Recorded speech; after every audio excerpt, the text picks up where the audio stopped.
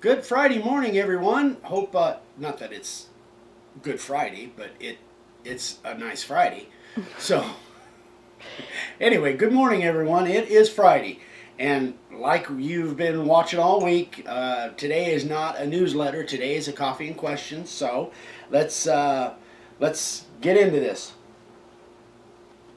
Are you waving at me? No. Okay.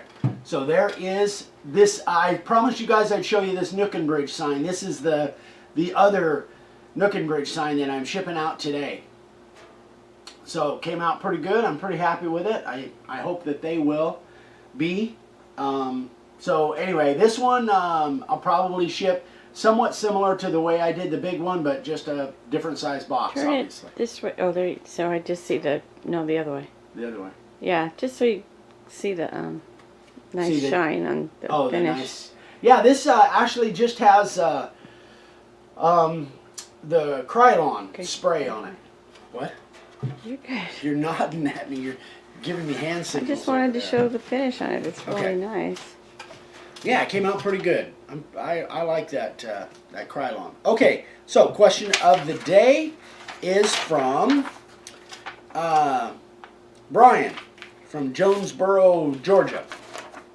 Thanks for all the video tutorials.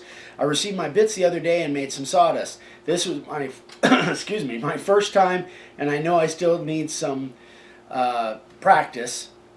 But the 60-degree bit gave me some control issues when I went deeper. Also, I had difficulty seeing behind the router bit, which made the top of the letters appear that I was hitting the sauce. Any advice would be appreciated. I've attached some pictures so you can see. So I didn't print out the pictures, guys. What's happening here, based on the pictures, first of all, Brian, and you guys out there that are just starting to do this, cut yourself some slack. His pictures actually look really good for somebody that's just done it for the first time or the first dozen times.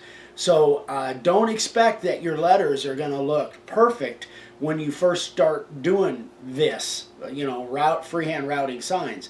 They're not going to look perfect.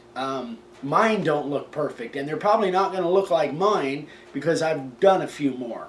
So, anything that you do for the first time, cut yourself some slack, try and do the best you can. But the first time you threw a ball or the first time you drove a car, you probably didn't do it like you do it now. So, just keep practicing at it. You've got the right tools. So that's the first thing. Just don't be too critical on yourself.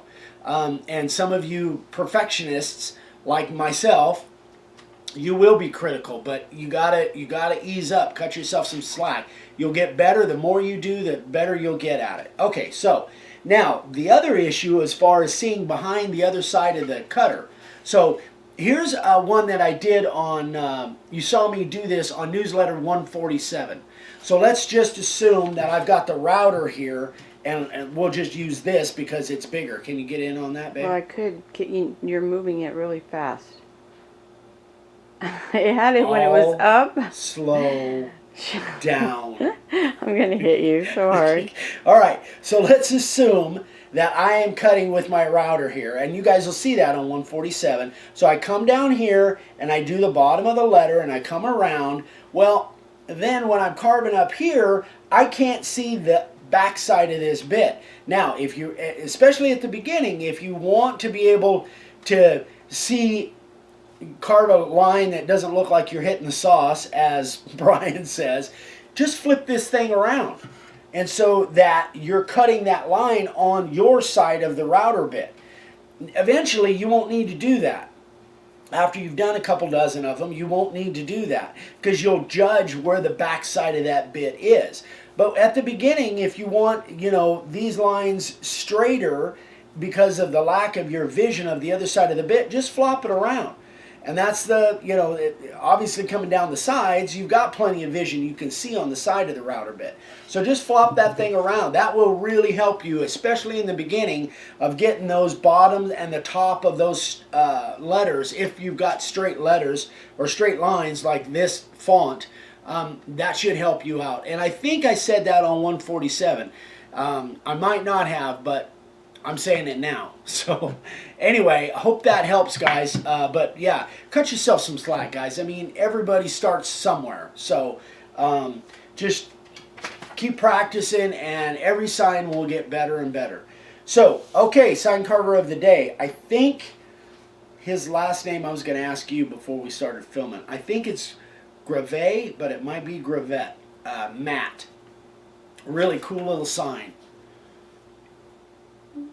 I love the little Santa Claus on there. And you can see I wrote down that he used a combination of the profile bit and the SC50 for some of that really, really fine detail. That's cute. It's very cute. I think it looks Chicken great. everywhere. Very cool. Yeah. So that'll give you guys an idea. And, you know, I've talked about the difference between the SC50 and the profile bit. What? Am I going long? Yes. Okay. All right. Long-winded. All right, I'll shut up. Okay, you guys, have a great day. Have a great weekend. We'll see you tomorrow on Coffee and Questions. And Christmas is getting close, so hope everybody's getting their shopping done.